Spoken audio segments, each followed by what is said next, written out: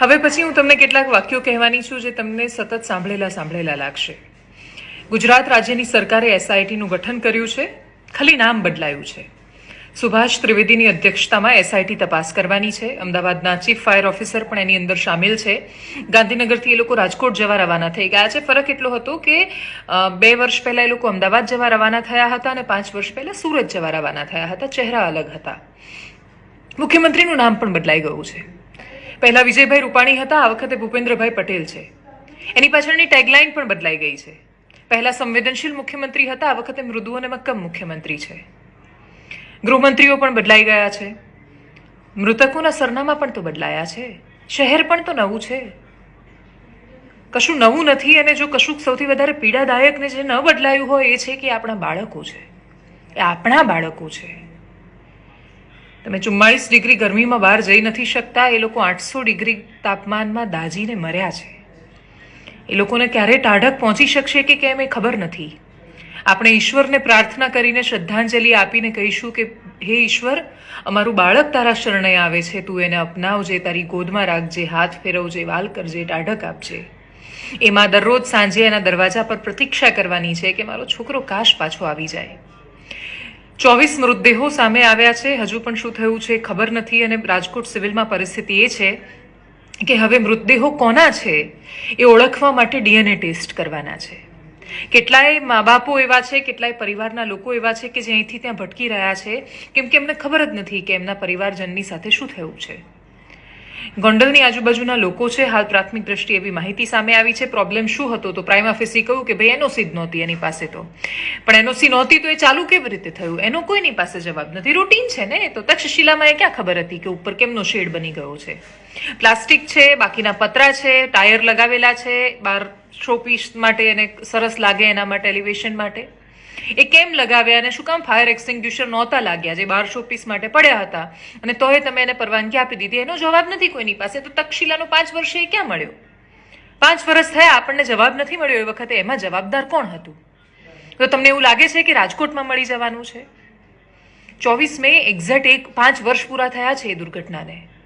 5 વર્ષ થયા પછી પણ આજે આપણી પાસે ન્યાય નામે શબ્દ નથી. આપણે એના પછી મોરબી જોયું. 150 બાળકોને મરતા જોયા છે, લોકોને મરતા જોયા છે, એમાંથી બહાર નીકળતા જોયા છે. આપણા બાળકો દાજીને મરી રહ્યા છે, આપણા બાળકો ડૂબીને મરી રહ્યા છે, આપણા બાળકો રસ્તા પર અકસ્માતોમાં મરી રહ્યા છે. આપણને કોઈ પણ જગ્યાએ કંઈ પણ કરતા ડર લાગે એવું વાતાવરણ છે અને છતાંય આપણે કહીએ છીએ કે બધું સલામત છે. સોરી સરકાર, કશું જ સલામત નથી. અને શું કામ સોરી? ઇવન શું અપેક્ષા? કાશ ટેગલાઇન બદલવાથી મુખ્યમંત્રી ખરેખર સંવેદનશીલ કે મક્કમ બની શકતા હોત. કાશ એમનું પીઆર સંભાળતા લોકો લખતી વખતે એવું કહેતા હોત કે નહીં, અમે લખી રહ્યા છીએ તો અમે કશુંક બદલીશું. પ્રાથમિક દ્રષ્ટિએ જેટલી પણ માહિતી સામે આવી છે, કેમ કે એક્ઝેક્ટલી શું થયું, શું કારણ હતું, એ તો બધું આવતા આપણને ખાસો સમય લાગી જશે ને જ્યારે આવશે ત્યારે કાં તો આપણે બીજી કોઈ દુર્ઘટનાની ચર્ચા કરતા હશું. કમનસીબે છેલ્લા 5 વર્ષમાં આપણે બાળકો ગુમાવ્યા ને આપણી પાસે કોઈ જવાબ નથી. एक हिंदी शेर હતો કે દરવાજોं પર સિર્ફ નામપટ બદલે હૈ, અંદર કી પદ્ધતિयां वैसी की वैसी है. એક્ઝેક્ટલી અત્યારે અહીંયા એ સાબિત થયું છે. સચિવાલયમાં અધિકારીઓના એડ્રેસ બદલાયા, એક કેબિનથી બીજી કેબિનમાં ટ્રાન્સફર થયા, ગુજરાત રાજ્યની પદ્ધતિ ન બદલાઈ, રૂપિયા ખાઈને પરમિશન આપતી સિસ્ટમ ન બદલાઈ, ક્યારે એ બાળકમાં પોતાનું બાળક જોઈ શકે એવી કોઈ સંવેદના કોઈની અંદર ન આવી. અને છતાંય હજુ શું થવાનું છે લખીને આપું તમને. કોઈ અધિકારી આની અંદર મોટો અધિકારી જવાબદાર સાબિત નહીં થાય. ક્યારેય તમે મ્યુનિસિપલ કમિશનરને પૂછી જ નહીં શકો અથવા એ જવાબ આપવા માટે બાધ્ય જ નહીં બને કે એને ડિસમિસ નહીં કરાય. સસ્પેન્ડના નાટક નહીં બોસ. સમજીએ છીએ હવે તો. ખાસા વર્ષો થઈ ગયા પત્રકારત્વમાં, કથિત પત્રકારત્વમાં, કે જ્યાં દરેક વખતે ગિદ્ધની જેમ મૃતદેહો જોવા માટે અને પછી એને ચૂંથીને એની ઘટનાઓ કહેવા માટે મજબૂર બનવું પડે છે. જાણે આ જ જિંદગી થઈ ગઈ છે. છેલ્લા 5 વર્ષથી તો એટલીસ્ટ આ જ કરી રહ્યા છીએ. આજે એક માણસ જાય, કાલે બીજો માણસ જાય, પણ પરિવર્તન નથી આવતું. અને જ્યાં સુધી એ પરિવર્તનની, અને બીજું આજે નથી અપેક્ષા. તક્ષશિલા વખતે તો અપેક્ષા હતી મને. નવું એવું લાગતું હતું કે બધું બદલાઈ જશે અને ક્રાંતિ થઈ જવાની છે. એ ભ્રમ તૂટી ગયા છે સિસ્ટમ પરથી. એક ભરોસો આવી ગયો છે કે આ દેશમાં, આ દેશના નાગરિક સિવાય કોઈ કશું નથી બદલી શકતું. પણ આ તો એ નાગરિકો છે કે જે આજે જ્યારે અમારા પત્રકારે વાત કરી ત્યારે કશું જ નહીં, ખાલી માવો ખાતા ખાતા જોવા આવ્યા હતા. સોરી રાજકોટના નાગરિકો, સોરી.